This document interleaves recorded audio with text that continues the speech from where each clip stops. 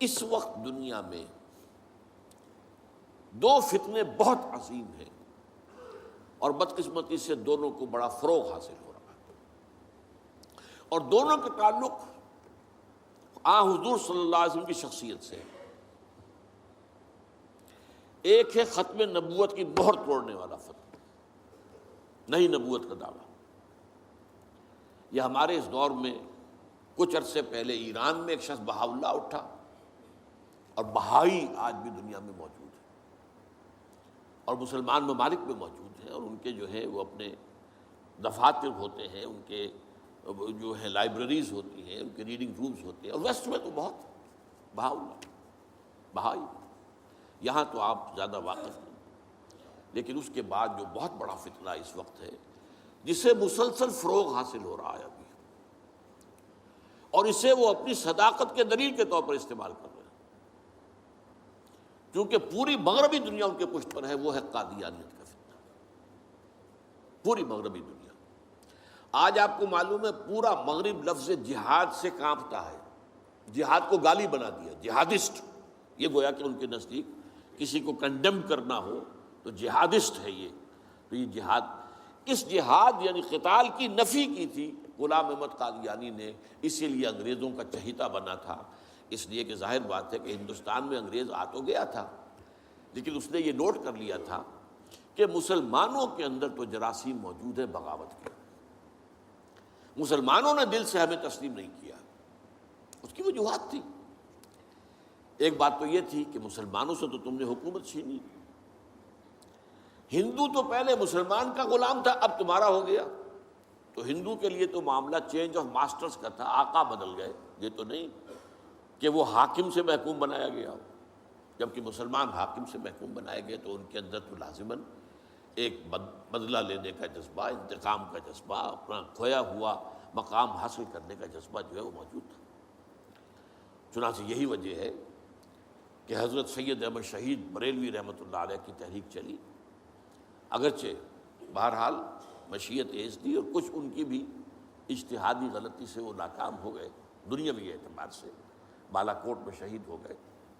لیکن یہ ہے کہ اس نے ایک سور پھونک دیا تھا مسلمانوں کے اندر جہاد کا۔ ان کے بعد بھی طویل عرصے تک اس علاقے کے اندر انگریزوں کے خلاف جو ہے وہ جہاد جاری رہا ہے، مسلسل جاری رہا ہے۔ اور اس کے بعد آپ کو معلوم ہے کتنے ہی علماء تھے جو پھانسی چڑھائے گئے ہیں، جن کو جو ہے کالا پانی بھیجا گیا ہے کہ علماء نے اس کو جو ہے دارالحرب قرار دے دیا، اور دارالحرب کے اندر رہتے ہوئے مسلمان کے لیے فرض ہوتا ہے کہ وہ اس دارالحرب کو جو دارالاسلام بنانے کی جدوجہد کریں۔ یہی وجہ ہے کہ 20ویں صدی کے آغاز تک بھی ہمیں سراغ ملتا ہے وہ ریشمی رومال کی تحریک۔ میرے نزدیک جو 14ویں صدی ہجری کے جو مجدد تھے حضرت شیخ الہند رحمۃ اللہ علیہ اسیر مالٹا، ان کی ریشمی رومال تحریک جو تھی وہ یہی تھی، ایک تدبیر تھی، بہرحال وہ نہیں چلی، ناکام ہو گئی، یہ دوسری بات ہے۔ تدبیر یہ تھی کہ ادھر ترکوں سے کہا جائے اس وقت تک ابھی خلافت عثمانیت باقی تھی، یہ تو 1924 میں ختم ہوئی ہے، اور یہ میں بات کر رہا ہوں 1915 کی، کہ وہاں کسی کو بھیجا جائے کہ ادھر سے ترک جو ہے وہ حملہ آور و افواج آئیں، اور ادھر افغانستان بھیجا جائے کسی کو، وہاں سے افغانستان سے مسلمان حملہ کریں اور ادھر اندر سے ہم بغاوت کریں تو انگریز کو یہاں سے اٹھا کر پھینک دیں۔ لیکن بات جو تھی، پھر میں کہوں گا مشیت ایسی کا بھی معاملہ ہوتا ہے۔ حضرت شیخ الہند خود گئے تھے ترکی سے مدد لینے کے لیے، پہلے وہاں حجاز گئے، اس لیے کہ حجاز میں ابھی مدینہ منورہ میں ترک گورنر موجود تھا، ابھی جو ہے وہ شریف حسین جو تھا جس نے بغاوت کی تھی ترکوں کے خلاف، مکے پر تو اس کا قبضہ تھا، مدینے پر نہیں تھا، تو وہاں گورنر جو ہے ترکی کے خلافت عثمانیہ کے موجود تھے، ان سے ملاقات کی اور آگے جانے کا فیصلہ بھی تھا۔ لیکن اسی اثناء میں مخبری ہو گئی، اور شریف حسین والی مکہ نے، جس کی یہ نسل ابھی تک چل رہی ہے، یہ جو اردن کا بادشاہ بیٹھا ہوا یہ اسی کا پڑ پوتا سمجھ لیجئے، یا پڑ پوتا یا سگڑ پوتا، یہ وہ نسل ہے ہاشمی، ہاشمائٹ۔ اس نے حضرت شیخ الہند کو گرفتار کر کے اور چاندی کی تشتری میں رکھ کر انگریز کو پیش کر دیا، یہ آپ کا باغی یہاں پر آ کر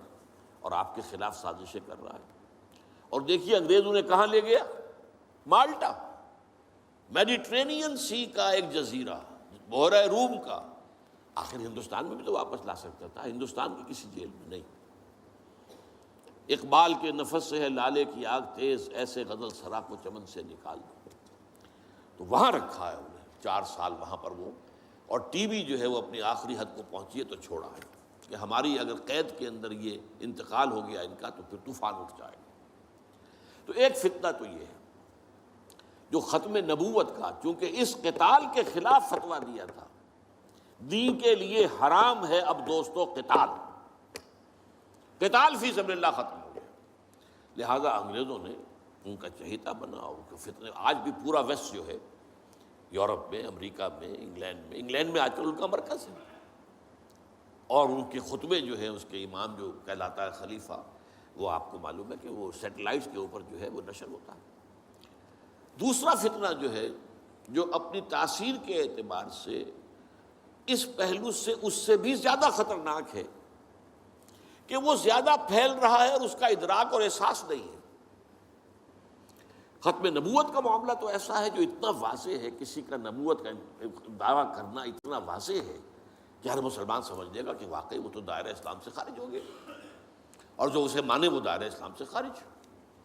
چنانچہ یہ فیصلہ جو ہے ہمارے ہاں آپ کو معلوم ہے سرکاری سطح پر، حکومتی سطح پر، ریاست کی سطح پر، پارلیمنٹ نے طے کیا کہ قادیانی خواہ وہ ربوائی ہے اصل قادیانی، خواہ وہ لاہوری ہے جو لاہوری احمدی اپنے آپ کو کہتے ہیں، وہ دونوں دائرہ اسلام سے خارج ہیں۔ لیکن یہ دوسرا فتنہ وہ ہے کہ جو اندر ہی اندر جیسے دیمک جو ہے لکڑی کو کھا جاتی ہے، ان کا یہ فتنہ ہے انکار حدیث کا فتنہ۔ قرآن مانیں گے، قرآن کو سمجھیں گے، حدیث ہاں ٹھیک ہے، حدیث اپنی جگہ ہے، اس میں اخلاقی تعلیمات جو ہیں ان کو ہم سر سے سینے سے لگائیں گے، لیکن مطاع جو ہے حضور کی ذات صرف اپنے زمانے کے لیے تھی، بعد کے لیے نہیں۔ میں نے جو آج آپ کو آیات سنائی تھی، قل اطیعوا اللہ واطیعوا الرسول، اے نبی کہہ دیجئے اطاعت کرو اللہ کی اور اطاعت کرو رسول کی صلی اللہ علیہ وسلم۔ فَإِن تَوَلَّوْا، پھر اے نبی اگر یہ پیٹھ موڑ لے، فَإِنَّمَا عَلَيْهِ مَا حُمِّلَ وَعَلَيْكُمْ مَا حُمِّلْتُمْ، تو ان سے کہہ دیجئے، انہیں یہ بات بتا دیجئے کہ جو ذمہ داری ہم نے ڈالی اپنے رسول پر وہ اسی کے مسئول ہوں گے، جو ذمہ داری تم پر پڑی ہے اس کے مسئول تم ہوگے۔ وَإِن تُطِيعُوهُ تَهْتَدُوا، اور اگر تم ان کی اطاعت کرو گے تبھی تم ہدایت پر ہوگے۔ دوسرا سورۃ تغابن کی آیت میں نے آپ کو سنائی تھی، وَأَطِيعُوا اللَّهَ وَأَطِيعُوا الرَّسُولَ فَإِن تَوَلَّيْتُمْ فَإِنَّمَا عَلَىٰ رَسُولِنَا الْبَلَاغُ الْمُبِينُ، اطاعت کرو اللہ کی، اطاعت کرو رسول کی صلی اللہ علیہ وسلم۔ پھر اگر تم نے پیٹھ موڑ لی تو جان لو کہ ہمارے رسول پر تو صرف پہنچا دینے کی ذمہ داری تھی، آگے تم مسئول ہو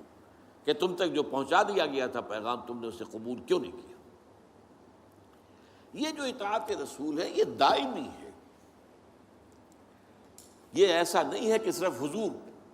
اس کے لیے الفاظ استعمال کر دیتے ہیں۔ وہ مرکز ملت اپنے دور میں اپنے زمانے میں مرکز ملت تھے محمد صلی اللہ علیہ وسلم، لہٰذا امیر جماعت کی حیثیت سے، امیر ملت کی حیثیت سے ان کا حکم مانا جانا ضروری تھا۔ لیکن آئندہ تو جو بھی امیر ہوگا، جو بھی مرکز ملت ہوگا، جو بھی حکومت بنے گی، جو بھی مسلمانوں میں حاکم ہوگا، ان کی اطاعت فرض ہے۔ اور یہ فتنہ اس تیزی سے پھیلا ہے، اس تیزی سے پھیلا ہے، اس لیے کہ شریعت کی بہت سی پابندیاں ان لوگوں نے اسی حوالے سے حدیث کو اٹھا کر پھینک دیا۔ پردہ کوئی شے نہیں ہے، کوئی خاص شے نہیں ہے، پردہ جو ہے یہ تو ایک خاص دور کا کلچر تھا بس۔ اب قرآن مجید کی آیات کی جو ہے وہ غلط تعویلیں کر رہے ہیں، ترجمے غلط کر رہے ہیں۔ اب عام آدمی جو ہے، عام جدید تعلیم یافتہ آدمی جو ہے، اسے کہاں عربی کا پتہ ہے، وہ اسے کہاں پتہ چلتا ہے کہ یہ جو آیت کا ترجمہ کیا جا رہا ہے یہ غلط کیا جا رہا ہے، ٹیڑھا کیا جا رہا ہے۔ یہی آیات کے ترجمے میں تحریف قادیانیوں نے کی ہے۔ ان کا ایک عام مبلغ اور ان کے زیر اثر کوئی شخص آئے آپ سے بات کرے، آپ ہکا بکا رہ جائیں گے، وہ آیتوں پر آیتیں پیش کرے گا، لیکن ترجمے اس کے غلط کر رہے ہیں۔ آخر وہی آیتیں ہیں جو 1400 برس تھے مسلمان جو ہیں صحابہ سے لے کر اور ہمارے دور تک علماء پڑھتے آئے ہیں، ان کا ترجمہ انہوں نے کیا۔ تو یہاں پر بھی یہ ہے کہ وہ تعویلیں غلط کرتے ہیں، اور ایسی ایسی تعویلیں کہ ذرا سے بھی عقل اگر ہوتا کیا ہے، انسان کی مت ماری جاتی ہے۔ کسی خاص معاملے میں آپ کسی شخص سے متاثر ہو گئے، اب اس کی ہر بات آپ قبول کرتے جائیں گے، اس پر جو ہے تنقیدی نگاہ نہیں ڈالیں گے، یہ کمزوری ہے۔ چنانچہ ایسی ایسی تعویلیں بھی ہیں کہ یہ قرآن مجید میں جو آیا ہے کہ چور مرد ہو یا عورت ہو کے ہاتھ کاٹ دیے جائیں، اس کا مطلب ہاتھ کاٹنا نہیں ہے، تو مولویوں نے خامخواہ غلط بات سمجھی ہے، تو بڑا وحشیانہ فعل ہے۔ اس کا مطلب یہ ہے ہاتھ کاٹ دو، جیسے کہ کبھی والدین کہتے ہیں اپنے بیٹے تم نے تو ہمارے ہاتھ کاٹ دیے، یعنی کوئی معاملہ ایسا ہے کہ تم نے ایسی بات کر دی ہے کہ اب ہمارے پاس کچھ نہیں رہا، کوئی چارہ کاری نہیں، تو گویا کہ تم نے ہمارے ہاتھ کاٹ دیے۔ تو ایسا معاشرہ پیدا کر دو کہ چوری کی ضرورت ہی نہ ہو، بس یہ ہے ہاتھ کاٹ دینا، معاذ اللہ۔ حالانکہ قرآن مجید اس کے بعد کہتا ہے جزاء لما کسبا نکالا من اللہ، یہ جو سزا ہے اللہ کی طرف سے اور ان کے کیے کا کرتوت کا بدلہ ہے، یہ بات کہی جا رہی ہے۔ تو یہ جو ہے ایسا نظام قائم کر دینا، یہ کوئی سزا ہے، یہ کوئی عبرت کی بات ہے،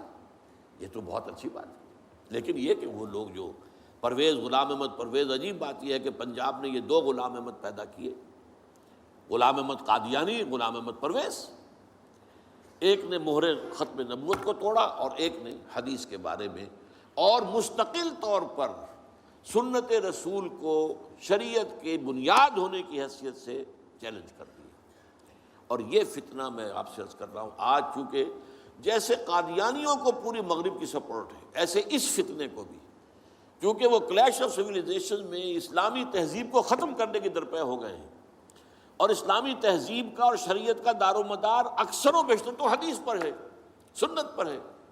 لہذا وہ دین کی جڑ کاٹنے کے لیے یہ جو انکار حدیث کا فتنہ، یہ استخفاف حدیث کا فتنہ ہے، اس کو سپورٹ کر رہے ہیں۔ اور رینڈ کارپوریشن کی جو سفارشات ہیں ان میں شامل تھا یہ کہ ایسے ماڈرنسٹ کہ جو اسلام کی ایسی تعبیریں کریں جو ہماری تہذیب کے ساتھ مماثل ہو جائیں، تو ان کو سپورٹ کیا جائے، اور انہیں خاص طور پر الیکٹرانک میڈیا پر انہیں ایکسپوجر دیا جائے، اور آج یہ ہو رہا ہے پاکستان میں بڑے پیمانے پر۔ تو یہ جو ہے اس اعتبار سے آج زیادہ ضرورت ہے کہ ہم حدیث نبوی کا مطالعہ کریں، تاکہ اس کی عظمت جو ہے وہ ہمارے دلوں میں جاگزیں ہو جائے، اور حضور صلی اللہ علیہ وسلم کے ساتھ ایک محبت کا اشتوا جو ہے رشتہ مضبوط ہو جائے۔